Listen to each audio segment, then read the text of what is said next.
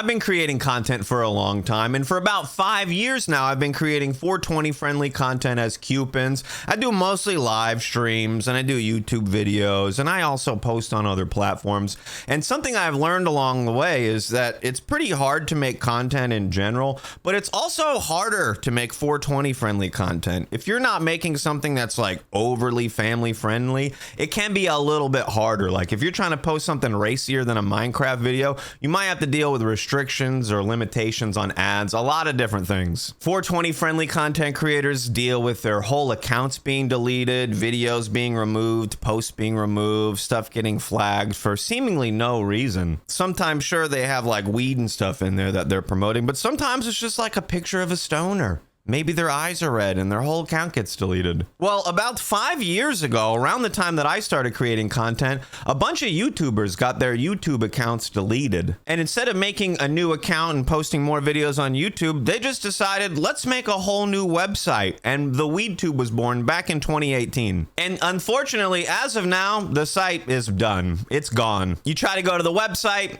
and you get this. Unfortunately, it's done. And the owners of the site recently posted this back in March.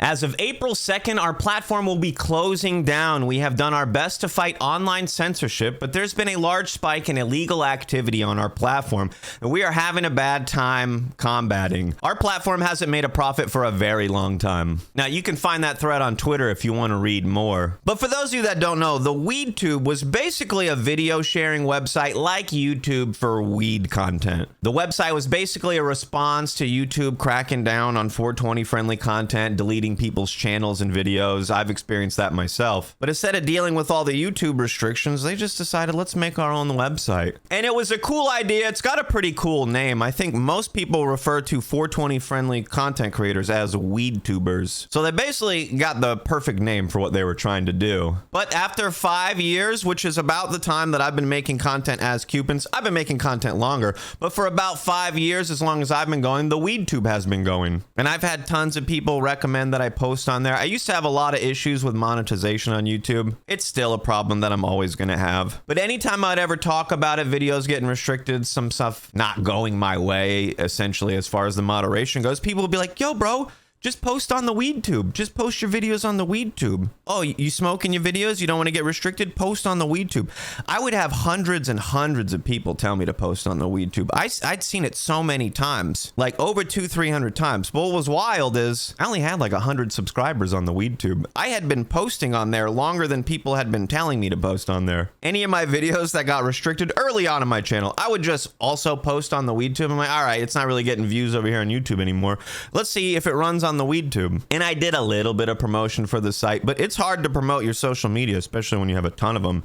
I tell people, follow me on Twitch, follow me on Instagram, follow me on Twitter, follow me on TikTok, follow me on YouTube. And there's like hundreds of other social media accounts that I could create. Join my Discord, sub to my subreddit, follow me on Snapchat. There's so many, which is probably one of the reasons why it just didn't succeed. There's so many options. There's so many places to post. There's so many places to look at content that really, as the viewer, as the user, you're going to look for like the path of least resistance or the place that has the best content with maybe the least amount of ads or the least amount of garbage that you have to deal with. Some things are just hard to navigate. Some things are hard to use. But it's kind of sad for me to see the WeedTube go. It really seemed like they had some good ideas. They were advertising 420 friendly brands. You'd get like pre-roll ads for glass products and smoking products on their website. I think they dropped an app like a few years ago, shortly after they dropped the website. Actually, I don't know if I ever used the app. I remember using the website. It was pretty decent. But I don't know, not many people looked at the website. The videos didn't get that many views. I feel like there weren't too many videos on the website with over 10,000 views. And one thing that I've said before, and I felt like they should have done in the past, it's too late now, but one thing that they maybe could have done was like start a WeedTube podcast or pay like bigger creators that have been deleted in the past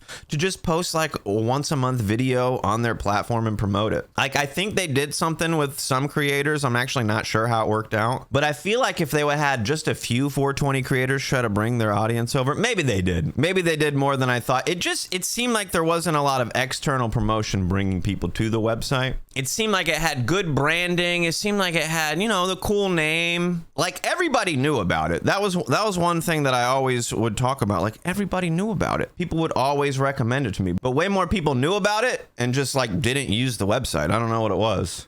Like most of my videos didn't really have 100 views or more. I don't think I really got past like 100 or 200 subs. And I had the account up since like 2018 or 2019. So I don't want to say anything negative or try to dump on it or say they messed up or made a bunch of mistakes or anything like that. I thought it was a genuine, cool idea. I thought it was a good response to having your content deleted from YouTube. Just make your own website. But YouTube is just such a huge ecosystem that it's hard to compete with. It's like even if my videos are getting restricted and I'm not getting ads on some videos, I'm still gonna get way more views on YouTube. And when you're creating content, it really is. I want to make sure I show the content that I work hard on to the most amount of people. So either way, RIP the weed tube, 2018 to 2023. They shut the website down a couple of months ago. It said that I would have until May the 15th to download my videos. Yeah, it says right here, for those who have long form video content on the platform, you'll have until May 15th to get everything downloaded. I don't know if there's a link or something for that, but I thought I had a few videos on there that I wanted to download. I deleted a bunch of my old videos from my YouTube channel, but I think some of them existed on the WeedTube channel. They said the 15th, there's like a week left on there. Maybe it's still available, maybe they're gone. Okay, not to throw shade, but it is a little bit ironic that the people that started the WeedTube created it because their YouTube accounts were deleted for posting seemingly illegal content at the time, and YouTube deleted them, so they made the WeedTube, and now they're experiencing a high volume of illegal activity on their website. Instead of deleting the WeedTubers, they're going to delete the WeedTube. But it doesn't make profit. That's really why they're deleting it. If it made profit, they'd figure it out. Either way, come smoke with me on Twitch after 9 p.m. Eastern. On May 20th, we're celebrating 520. I'm doing my first combusted rips of the year. Watch me light some flour on fire and get super high. Link your Amazon Prime to a Twitch account and give me some of that Jeff Bezos money. And if you want to hear about some of the weird stuff that people roll up with, check out this list. I think there's like 11 weird things on the list. Have a lit day, my dudes.